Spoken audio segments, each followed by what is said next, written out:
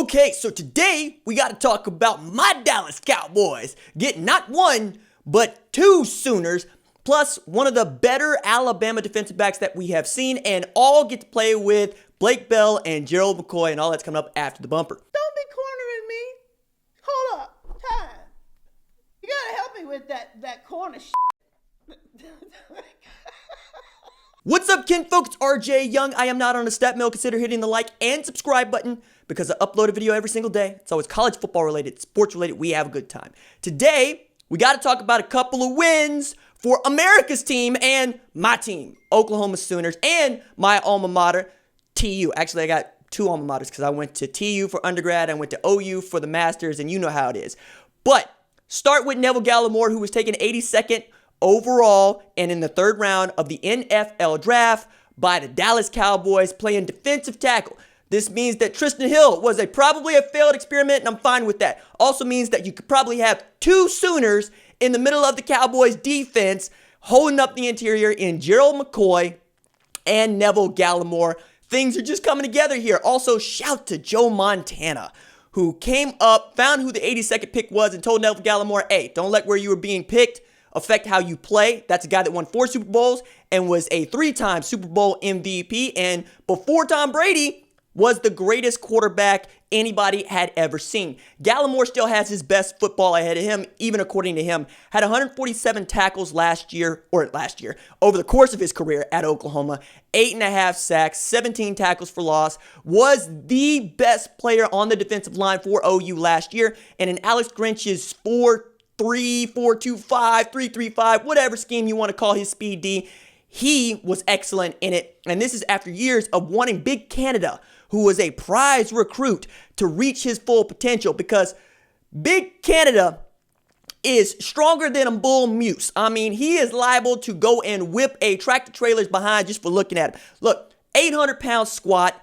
The man ran a 4.7 940-yard dash, which is the second fastest by a defensive lineman in the NFL scouting bias history, and his hands are super fast. I mean, we talk about Floyd Mayweather levels of speed here, y'all. He could be as good as Aaron Donald at the LA Rams. He has that kind of talent. It's about whether or not you're going to be able to see the Cowboys develop that.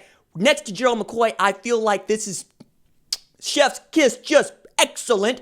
McCoy, been in the league for 10 years. Before Kenneth Murray Jr. was the last OU defensive player to get drafted in the first round of the NFL draft. Lots of symmetry there. And they joined CeeDee Lamb. Now, y'all need to go ahead and leave his girlfriend alone, because homegirl just was trying to do what she knew how to do. He had 2 phones. Both were ringing. One of them was the general manager. One of them was his agent. She thought that she would take the FaceTime call from the agent. CeeDee snatched it back. It didn't look good on television. The internet found her Instagram and started posting on these really terrible jokes that I really hate and I will not repeat, because I believe that Crimson Rose deserves better than that. I also think that CeeDee is going to be getting used to this. This is what happens not only when you're a first-round draft pick and one of the best wide receivers in college football, but when you go to play for America's team, where he will join a wide receiver corps led by Amari Cooper. Mike Gallup is there. We'll see what they decide to do with CeeDee, but you know what kind of a player he is. He loves to block. He catches in traffic. He can elevate, and he's got pure speed.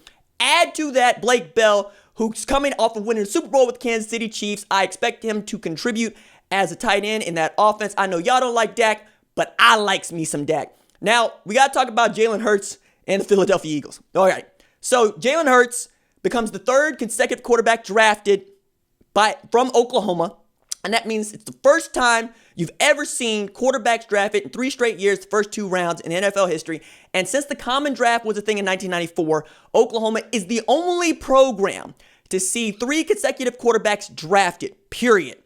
It hasn't happened before. Lincoln Riley touches a quarterback, he gets drafted, and even outperforms where many people think he ought to be drafted. Jalen Hurts had a 4th-round draft grade by many people, which means he should have been selected today. Instead, the Philadelphia Eagles used their 2nd-round pick on him, to the chagrin of many Philadelphia fans. Now, Howie Roseman tried to defend this pick by saying, hey, look, we think of him as a Nick Foles. You mean the guy that came off the bench to win the Super Bowl? Because Jalen Hurts got sat on the bench when it was winning time in the national championship game. I know that's a dig, but it's one I need to voice here, because I'm not going to use my 2nd-round pick on a quarterback unless that guy's going to be my quarterback.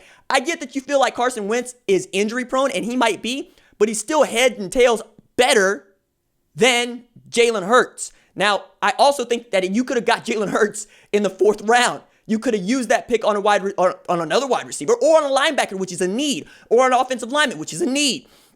I didn't get using this pick on Jalen Hurts. I mean, you could have had it later. It's fine. I don't think he was going to go before that. However, Jalen Hurts gets drafted in the 2nd round. That probably makes him a shoo-in to make that team, and he'll probably get opportunities to play because Carson Wentz will probably miss 1 or 2 games. This is just about whether or not those injuries will keep him out. And Jalen Hurts is going to find out what it's like not to have the best wide receivers in the sport for the first time in his career. He had him at Alabama. He had him at Oklahoma. I mean, Jerry Jeudy, Henry Ruggs, both those guys went before CeeDee Lamb, and CeeDee Lamb was the 17th overall pick in the NFL draft this year. I wish him well. I hope it works out. Philly fans, I can't say that I'm sad about this because I'm a Cowboys fan, and y'all won a Super Bowl in this decade, like 2 years ago. Fight me. I can't care less. Last thing I want to point out, Tulsa getting Reggie Robinson drafted to the 4th round by my Dallas Cowboys. I'm telling you, the Cowboys out here coming into Oklahoma, getting the best players. That's what I'm talking about.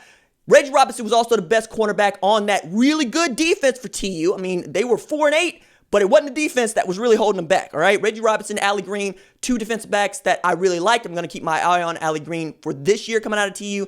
Reggie Robinson got a bunch of targets because people didn't want to throw at Allie Green, and he turned those targets into picks in some cases, dropped 4-4 in the 40-yard dash scouting combine to help him achieve this level where he joins Trevon Diggs out of Alabama, maybe the 2nd best slot corner type of player in the draft behind A.J. Terrell to me. I know that Grant Delpit going to Cleveland slid further than I thought it would slide as Paycom Jim Thorpe Award, and I get that perhaps you wanted a C.J. Henderson in that spot, but I doubt he would have slid.